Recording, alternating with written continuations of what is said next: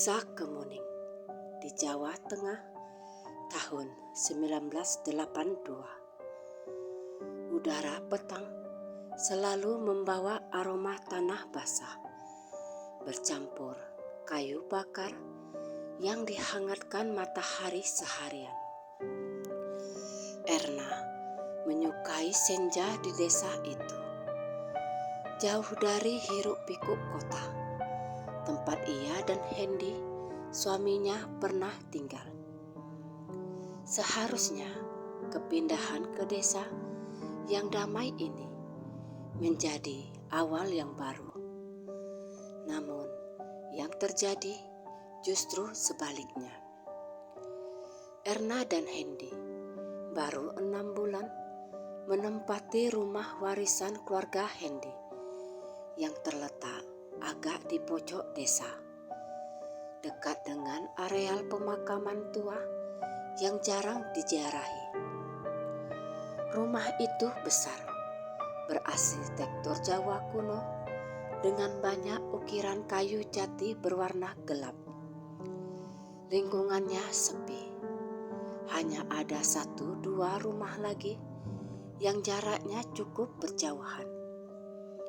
Hendy, seorang insinyur muda yang baru saja kehilangan pekerjaannya di sebuah proyek pembangunan besar, meyakini bahwa kembali ke akar dan udara segar desa akan menyembuhkan depresinya. Awalnya, Hendy memang terlihat membaik. Ia mulai menata kebun di halaman, memperbaiki genteng yang bocor, dan sesekali berbincang ringan dengan Pak Tio, tetangga terdekat mereka yang juga menjabat sebagai ketua RT. Namun, ketenangan itu tidak bertahan lama. Sekitar 2 bulan yang lalu, suasana hati Hendy kembali merosot tajam, jauh lebih buruk dari sebelumnya. Ia tidak lagi peduli dengan kebunnya. Sebagian besar waktunya dihabiskan di kamar, duduk di kursi rotan, menghadap jendela yang tertutup tirai tebal. Hendy menjadi pendiam, tatapannya kosong dan senyumnya hilang. Ketika Erna mencoba mengajaknya berbicara, ia hanya menjawab singkat dan datar. "Mas sudah makan? Aku masak sayur lodeh kesukaanmu," ujar Erna suatu sore, meletakkan sepiring nasi di meja samping Hendy. Hendy menoleh pelan. Pandangan matanya tidak fokus. "Tidak nafsu, Erna. Aku sudah kenyang." "Kenyang bagaimana, Mas? Dari pagi kau hanya minum air putih saja," desak Erna dengan nada khawatir yang tak bisa ia sembunyikan. Hendy hanya menghela nafas, lalu kembali memandangi jendela yang terhalang tirai. "Aku bilang aku kenyang, Erna. Jangan banyak bicara. Kepalaku pusing." Erna menarik nafas dalam-dalam. Ia tahu ia tidak boleh terpancing emosi. Dokter di kota sudah menjelaskan bahwa depresi adalah penyakit dan Hendy membutuhkan dukungan penuh. Namun, sikap dingin dan penolakan Hendy terasa seperti belati yang menusuk hatinya perlahan setiap hari. Yang paling aneh adalah kebiasaan tidurnya. Hendy tidak bisa tidur nyenyak. Setiap malam, tepat setelah jam 12, Hendy pasti akan bangun, mengenakan sarung, dan berdiam diri di ruang tengah. Erna sering memergokinya duduk bersila Mata tertutup, seolah sedang melakukan meditasi, namun dengan aura yang sangat suram. Kadang-kadang Erna mendengar bisikan samar dari ruang tengah. Namun ketika ia mendekat, bisikan itu menghilang dan Hendy akan menatapnya dengan pandangan kesal. "Kau menguping, Erna?" tanya Hendy dengan suara berat di suatu malam. "Tidak, Mas. Aku hanya ingin pastikan kau baik-baik saja," jawab Erna bergidik ketika merasakan hawa dingin yang tiba-tiba menyelimuti ruangan. Padahal malam itu cukup hangat. "Aku baik-baik saja. Kau tidurlah, jangan ganggu aku," perintah Hendy kembali menutup mata. Erna mundur perlahan.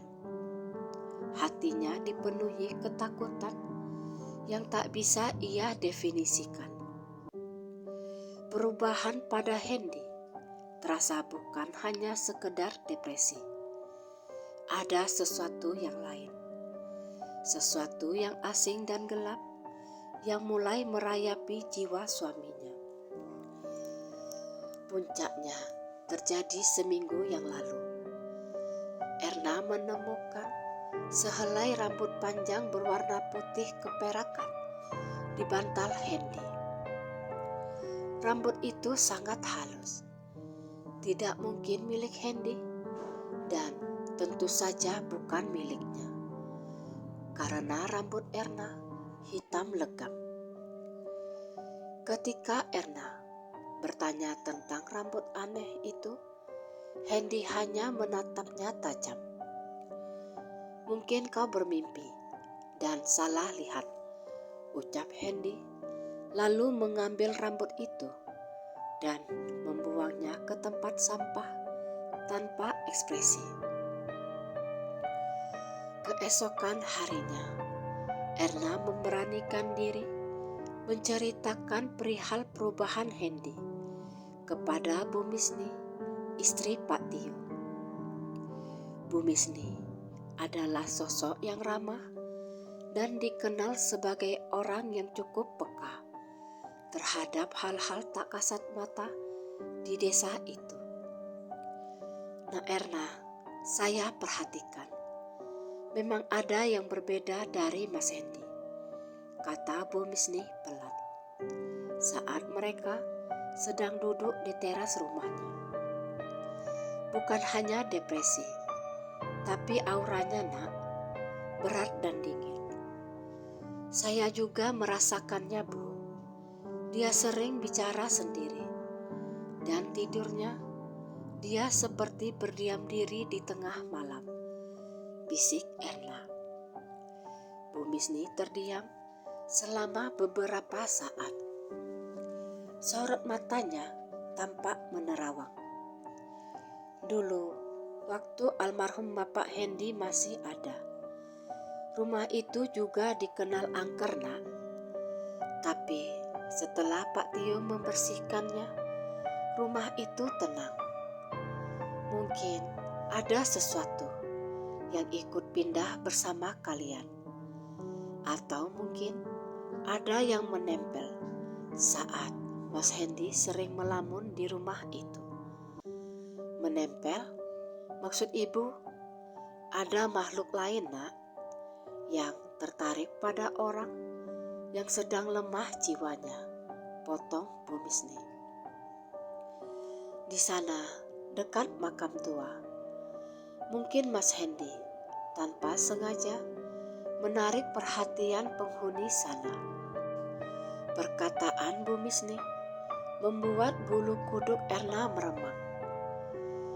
Ia teringat akan rambut putih keperakan itu. Erna memutuskan untuk mengambil tindakan. Ia tidak akan membiarkan suaminya semakin terseret ke dalam jurang kegelapan.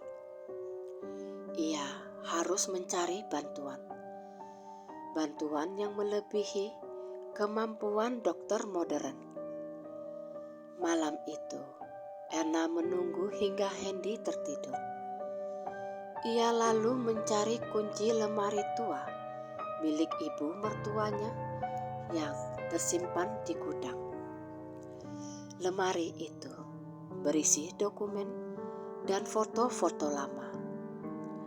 Di antara tumpukan barang, Erna menemukan sebuah buku catatan usang berdebu. Buku itu berisi resep obat herbal dan di halaman terakhir terdapat sebuah coretan tangan tua. Jika kegelapan merayap, temui Ustadz Akbar di desa seberang. Hanya beliau yang bisa melihat yang tak terlihat. Sambil memeluk buku itu erat-erat, Erna menoleh ke tempat tidur.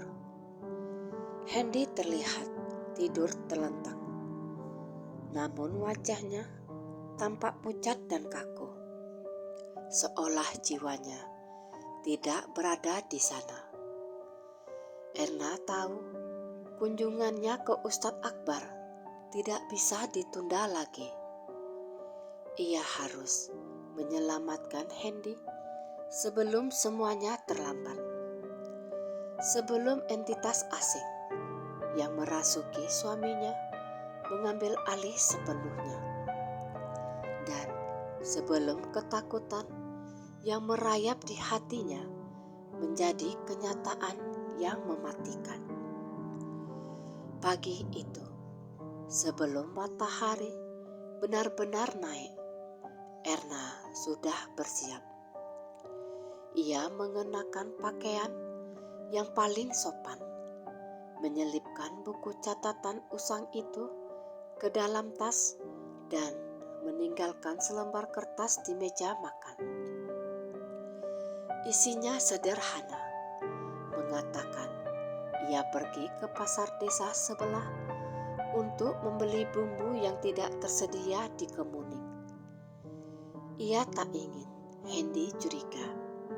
Meskipun ia ragu, Hendy akan peduli dengan kepergiannya.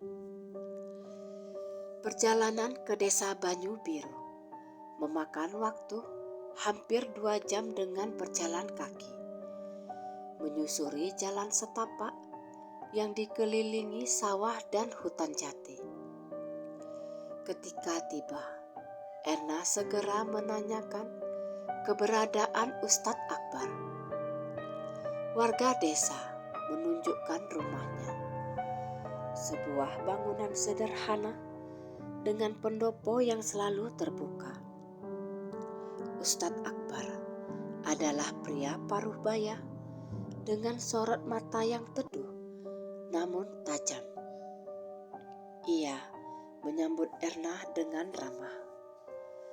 Setelah Erna duduk dan menceritakan seluruh kisahnya, mulai dari depresi Hendy, kepindahan mereka, perubahan sikap, kebiasaan duduk di malam hari, suhu dingin yang aneh, hingga penemuan rambut putih keperakan.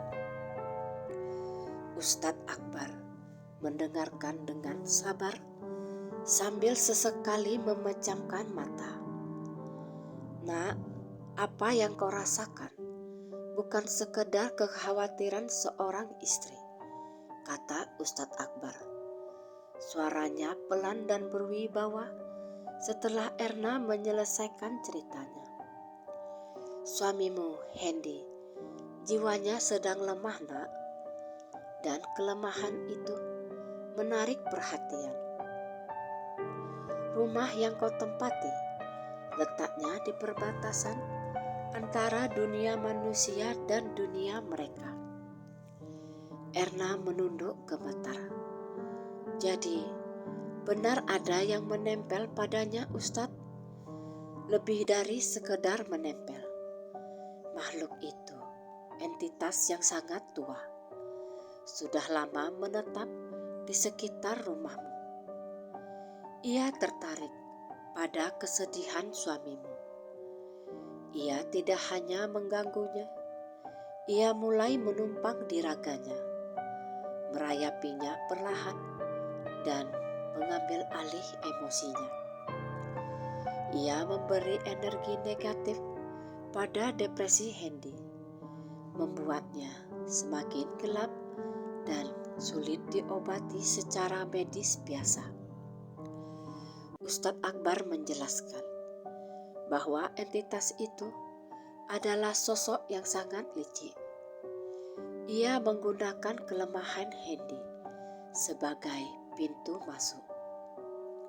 Kehadiran makhluk itu menjelaskan rasa dingin yang menusuk, bisikan samar yang terdengar, dan tentu saja rambut putih perak yang ditemukan Erna, yang merupakan penanda kehadirannya di alam fisik.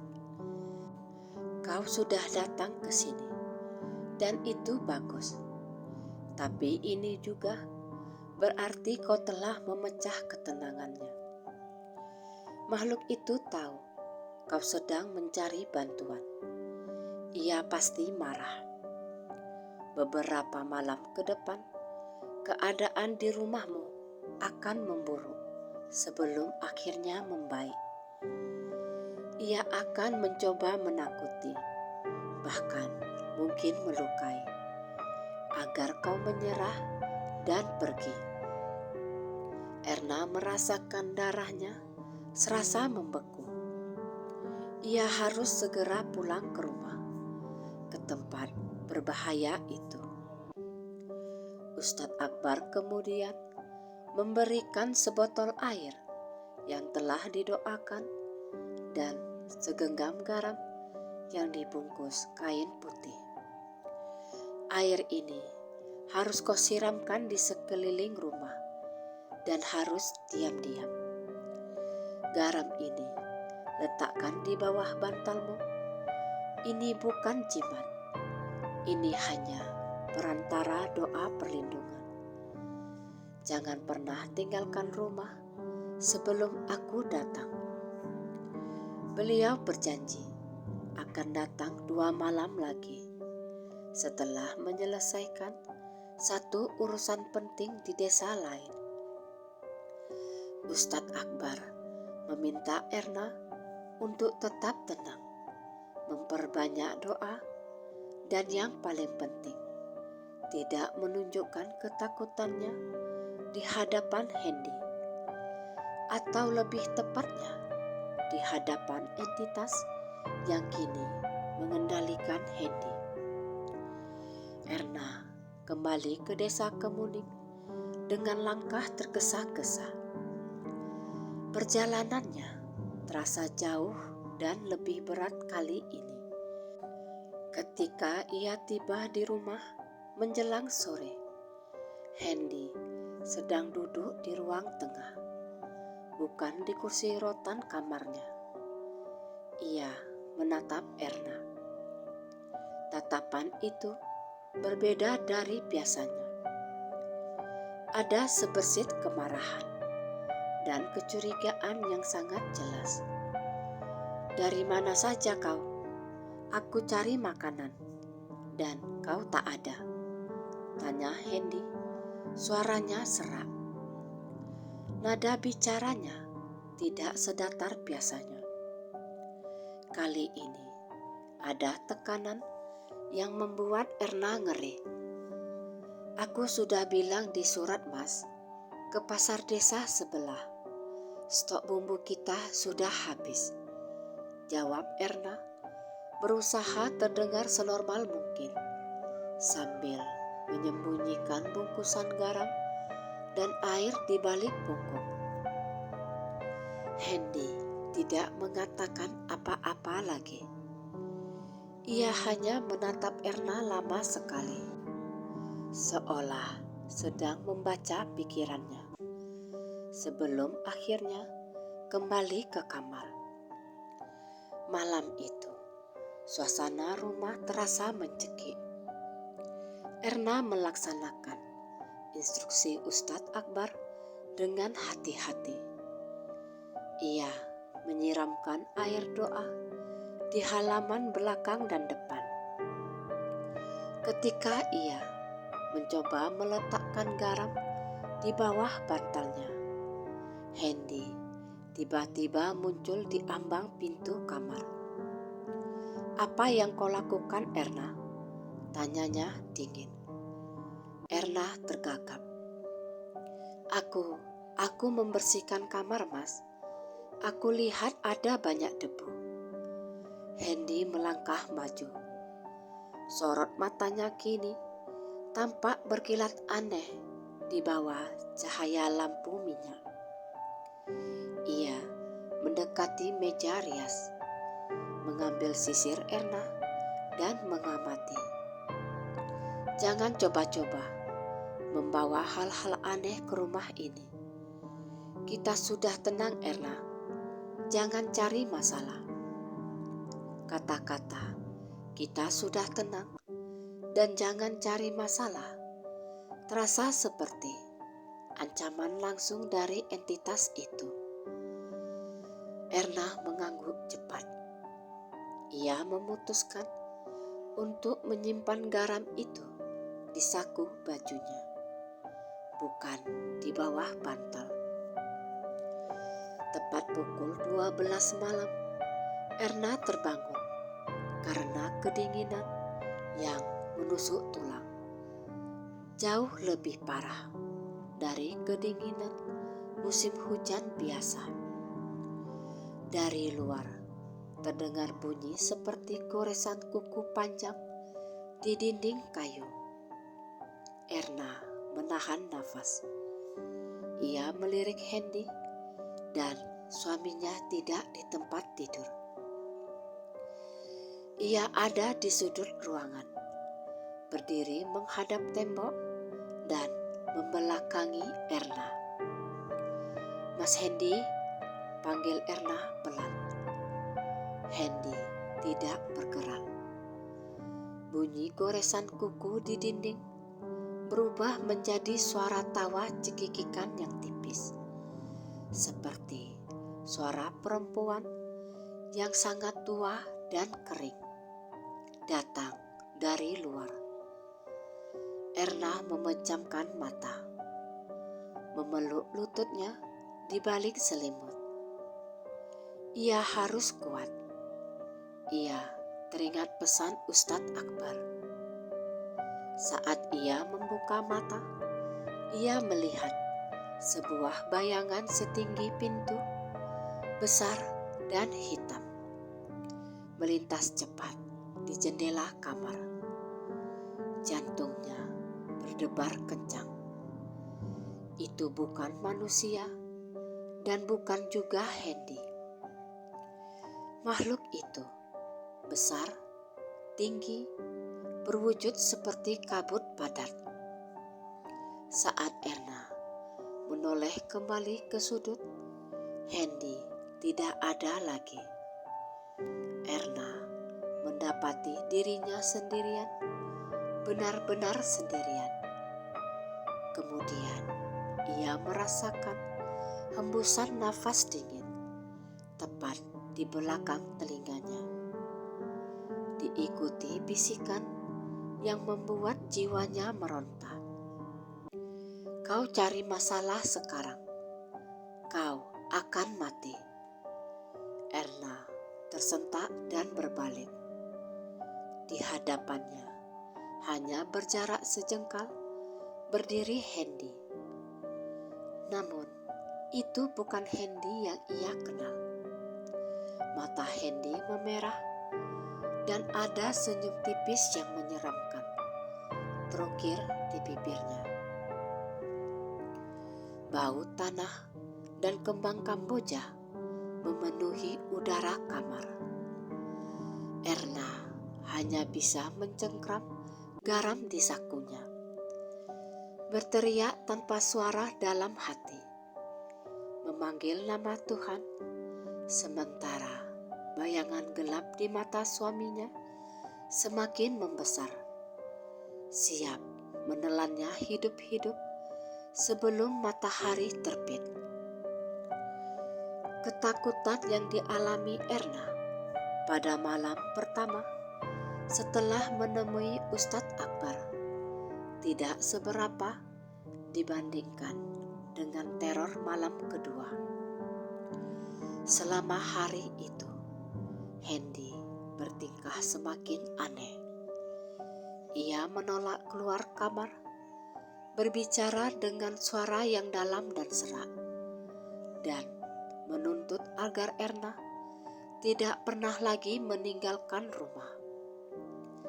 Setiap kali Erna mendekat, ia bisa merasakan suhu dingin yang terpancar dari tubuh suaminya. Seolah suaminya telah berubah menjadi tumpukan es yang bergerak. Erna menggunakan sisa air doa dari Ustadz Akbar untuk dicampur dalam minuman Hendy. Namun Hendy segera memuntahkannya. "Jangan berikan aku air aneh-aneh itu," bentaknya dengan mata menyala. "Kau meracuniku, Erna. Kau ingin aku pergi?"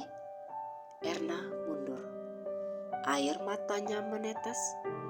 Ia tahu Hendy yang berbicara, tetapi suara yang keluar dan kebencian di mata itu adalah milik entitas yang lain. Malam kedua terasa seperti siksaan. Entitas itu yang kini menguasai Hendy bermain-main dengannya. Erna mendengar suara langkah kaki berat di atap seperti genderuwo. Disusul suara tangisan memilukan di sumur belakang yang Erna yakini adalah kuntilanak, dan bau amis yang menyengat memenuhi kamar. Erna meringkuk di tempat tidur, memeluk garam yang sudah ia bungkus rapat. Ia tidak bisa tidur sama sekali. Ia hanya bisa berhitung, menunggu fajar dan kedatangan Ustadz Akbar yang dijanjikan. Erna menghabiskan hari itu dengan menyiapkan segala sesuatunya. Ia mengunci pintu belakang, menutup semua jendela yang bisa dibuka, dan memastikan lampu minyak di ruang tamu terisi penuh. Ia tahu pertarungan besar akan terjadi malam ini. Senja turun dengan warna merah darah.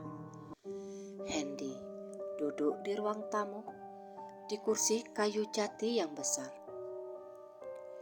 Ia tidak bergerak, tubuhnya kaku, namun dari sela-sela bibirnya terdengar gumaman tak jelas dalam bahasa yang sangat kuno.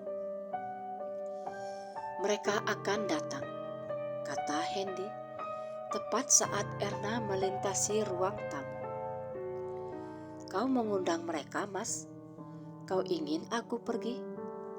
"Mas, ini rumah kita," kata Erna, berusaha mempertahankan ketenangan meski lututnya gemetar. "Bukan, ini rumah kami," koreksi Hendy. Lalu ia tertawa pelan. Tawanya terdengar bergema dan berat, seolah berasal dari dada yang besar dan berongga. Erna pergi ke dapur dan menunggu. Tepat pukul 9 malam, suasana mulai dingin kembali. Semua suara di luar rumah, seperti suara jangkrik dan kodok, tiba-tiba hening. Pukul 10, terdengar ketukan keras di pintu depan. Erna yakin itu Ustadz Akbar. Ketika Erna berjalan menuju pintu, Hendy tiba-tiba berdiri. Ia bergerak sangat cepat, mencekal lengan Erna dengan tenaga yang luar biasa kuat. "Kau tidak boleh membukanya," desis Hendy. Matanya kini benar-benar merah menyala seperti bara api. Dan wajahnya tampak lebih gelap, sedikit membesar dan menyeramkan. "Lepaskan aku, Mas." Erna mencoba melepaskan diri.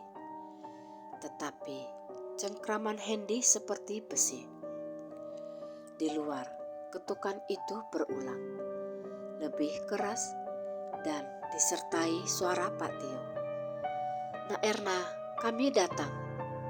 Hendy mengeluarkan geraman rendah. Ia menyeret Erna menjauh dari pintu. Pada saat yang sama, entitas yang merasukinya mulai menunjukkan kekuatannya di alam fisik. Perabotan di ruangan itu, seperti meja kayu dan kursi rotan, bergetar hebat. Sebuah vas bunga tua di sudut ruangan tiba-tiba terlempar ke dinding dan pecah berkeping-keping. "Kau akan melihat bagaimana mereka mencoba mengusirku." Hendy membanting Erna ke lantai kayu. Saat pintu depan didobrak oleh Pak Tio, Ustadz Akbar masuk ke dalam ruangan. Di belakangnya ada Bu Misni dan 2 orang santri muda. Ustadz Akbar tidak terkejut melihat kekacauan dan wujud Hendy yang berubah. Ia segera mengangkat tongkat kayunya yang sederhana. "Pergi, kau bukan pemilik raga ini," teriak Ustadz Akbar dengan suara menggelegar, membacakan ayat-ayat suci dalam bahasa Arab. Hendy atau entitas di dalamnya meraung-raung. Raungan itu bukan seperti suara manusia, melainkan perpaduan suara angin badai dan gemuruh tanah. Raungan itu membuat telinga Erna berdenging dan lantainya bergetar. Hendy menoleh dan berlari menyerang Ustadz Akbar. 2 santri itu segera menahan Hendy, tetapi mereka terpental mundur seolah didorong oleh tembok tak terlihat. Sementara Hendy teralihkan, Ustadz Akbar mengambil kesempatan. Ia mengeluarkan sebuah botol kecil berisi minyak wangi tertentu dan melemparkannya ke lantai di sekitar Hendy. Saat botol itu pecah, Hendy tersentak mundur, seolah minyak wangi itu adalah api. "Kau tak akan bisa mengusirku. Aku senang di sini. Raga ini milikku sekarang." Suara Hendy serak namun bergema. Erna yang berhasil berdiri melihat Ustadz Akbar memberikan isyarat padanya. Erna teringat akan garam di sakunya. Ia maju perlahan meskipun seluruh tubuhnya bergetar hebat. "Mas Hendy, ini aku istrimu," teriak Erna. "Diam!" raungan Hendy diarahkan padanya. Erna tahu ia tak punya banyak waktu. Ia mengeluarkan garam dan dengan sekuat tenaga melemparkannya ke wajah Hendy. Ketika garam itu menyentuh kulit Hendy, reaksi yang terjadi sangat dahsyat. Hendy menjerit dan jeritannya menusuk dan melengking, yang membuat lampu minyak di ruangan itu berkedip-kedip hampir padam. Hendy mundur beberapa langkah, memegang wajahnya seolah terbakar. Bayangan hitam yang menyelimuti tubuhnya tampak bergetar dan mengepul. Saat entitas itu melemah akibat serangan garam dan Erna yang memanggil jiwa Hendy, Ustadz Akbar segera mendekat. Ia menempelkan telapak tangannya di dahi Hendy, membaca rangkaian doa yang panjang dan kuat. Entitas itu melawan. Tubuh Hendy membentur dinding dengan keras. Perabotan di ruangan itu hancur berantakan. Namun Ustadz Akbar tidak melepaskan tangannya.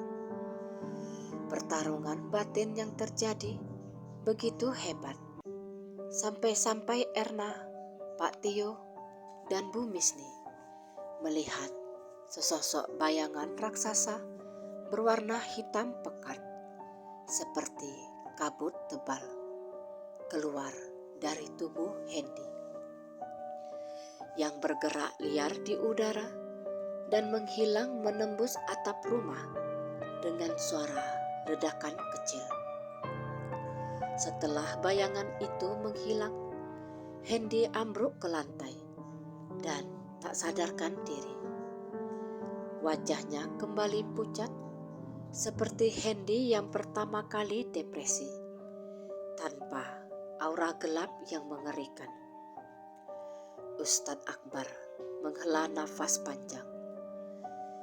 Sudah pergi, raganya sudah bersih. Erna langsung menghampiri suaminya, air mata membasahi pipi. Pertarungan itu telah berakhir. Namun Erna tahu tugasnya belum selesai. Hendy perlu disembuhkan, baik jiwa maupun raga. Ia melihat wajah Hendy. Matahari pagi menyinari ruangan tamu yang kini porak-poranda. Perabotan yang hancur menjadi saksi bisu pertarungan hebat semalam. Hendy setelah sadar kembali menjelang subuh kini terbaring lemah di kamar. Ia tak lagi menatap kosong, namun tatapannya masih menyimpan sisa-sisa trauma dan kebingungan. Ustadz Akbar dan para santri menghabiskan sisa malam untuk membersihkan aura negatif di seluruh rumah. Mereka memasang rajah doa di setiap ambang pintu dan jendela, serta menaburkan garam dan air doa di sekeliling pekarangan, memastikan entitas gelap itu tidak akan kembali. Mas Hendy hanya perlu istirahat. Jiwanya lelah karena telah berjuang melawan tarikan makhluk itu selama berbulan-bulan. Fokuslah pada kasih sayangmu, Erna. Cinta kasih adalah energi paling murni yang bisa menyembuhkan. Sisanya biar waktu yang memulihkan. Ustadz Akbar berpamitan meninggalkan pesan agar Erna sering-sering mengajak Hendy keluar rumah, terutama saat matahari bersinar, dan membacakan doa-doa perlindungan setiap malam. Erna berterima kasih sedalam-dalamnya kepada Ustadz Akbar, Pak Tio dan Bu Misni yang telah banyak membantu. Setelah semuanya tenang, Erna duduk di samping Hendy. "Mas, bagaimana perasaanmu?" tanya Erna lembut memegang tangan suaminya. "Aku minta maaf, Erna. Aku tak tahu apa yang terjadi padaku. Semuanya gelap dan dingin. Ada suara yang terus membisikiku untuk membencimu dan benci diriku sendiri," kata Hendy dengan suara parau. "Aku ingat beberapa malam aku melihat bayangan besar, sangat tinggi.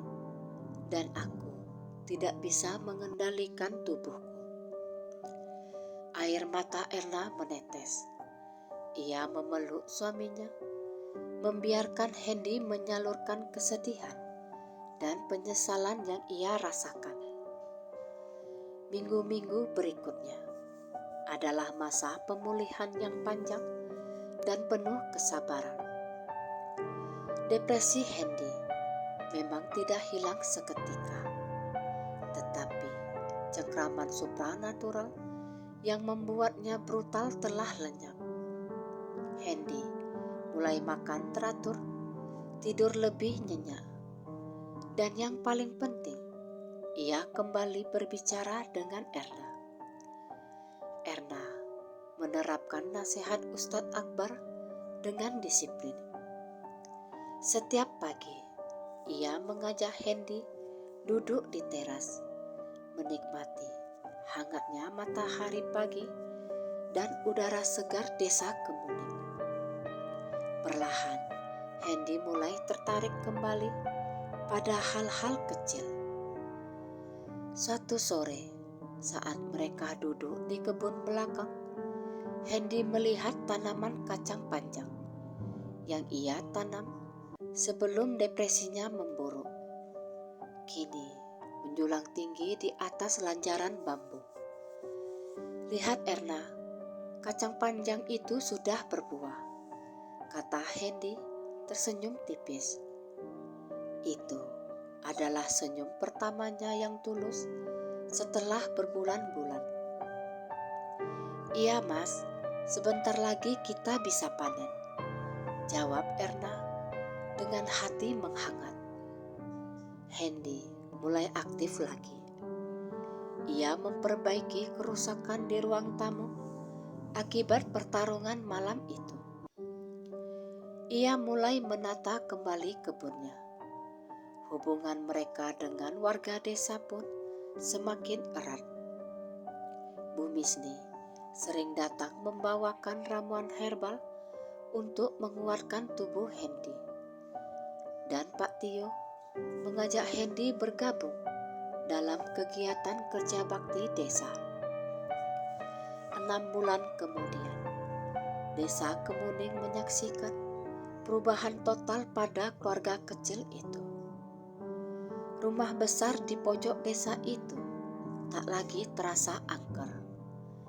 Cahaya lampu minyak selalu hangat di malam hari, dan tawa Erna serta Hendy sering terdengar dari dalam. Hendy belum mendapatkan pekerjaan insinyur kembali, tetapi ia menemukan ketenangan baru. Ia kini lebih fokus menjadi petani sayuran yang hasilnya dijual ke pasar desa. Meskipun sederhana, hidup mereka terasa damai dan penuh makna. Suatu malam, saat mereka berdua duduk di teras, memandang langit yang bertabur bintang, Erna menyandarkan kepalanya di bahu Hendy. "Mas, kau ingat waktu kita baru pindah ke sini? Kau bilang ini akan jadi awal yang baru." Hendy mengaku, memeluk Erna erat. "Aku ingat Erna, ternyata memang benar. Kita harus melalui kegelapan yang paling pekat dulu, baru bisa melihat fajar yang sesungguhnya." "Aku takut sekali Mas, aku hampir mati karena entitas itu." Hendy mencium kening Erna. "Kau penyelamatku Erna, kau yang memanggilku pulang dari kegelapan itu. Kalau bukan karena cintamu yang kuat, aku pasti sudah hilang. Kau tidak hanya menyelamatkanku dari depresi, tapi juga dari kematian jiwa." Mereka berdua terdiam, menikmati keheningan malam yang kini terasa damai, tanpa bisikan aneh atau hawa dingin yang menusuk. Beberapa waktu kemudian, kebahagiaan mereka semakin lengkap. Erna mendapati dirinya hamil. Kabar ini disambut sukacita oleh Hendy dan seluruh desa. Mereka memutuskan untuk tetap tinggal di Kemuning, membesarkan anak mereka di tengah kedamaian pedesaan. Mereka telah menemukan kebahagiaan sejati, bukan lagi di gemerlap kota, melainkan di rumah sederhana yang pernah dihuni kegelapan, namun kini dipenuhi cahaya kasih sayang dan harapan. Mereka telah melewati batas antara hidup dan mati, antara akal sehat dan supranatural, dan keluar sebagai pemenang. Itu semua berkat cinta yang tak terputus.